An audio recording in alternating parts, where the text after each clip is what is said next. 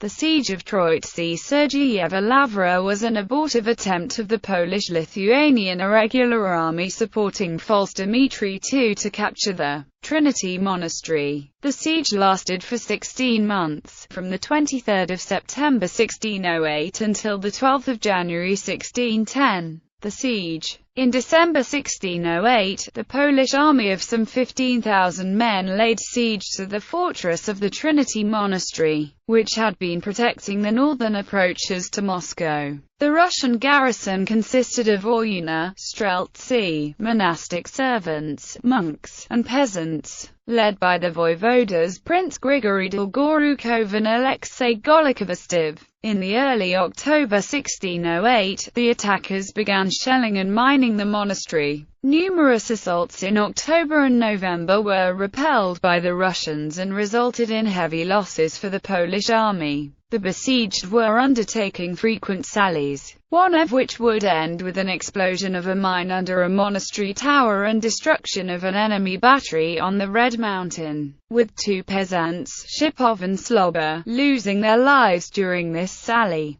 There had been no significant military activity from late November 1608 until May 1609, but the besieged garrison suffered many casualties due to an outbreak of scurvy. In May through July 1609, the Russians repelled a number of enemy attacks. On the 19th of October 1609, and the 4th of January 1610, auxiliary detachments under the command of David Zheretsov and Grigory Voluyev managed to make their way into the fortress. Under the threat of the approaching Mikhail Skop and Shuisky's army, the Polish forces raised the siege on the 12th of January 1610 and retreated to Dmitrov.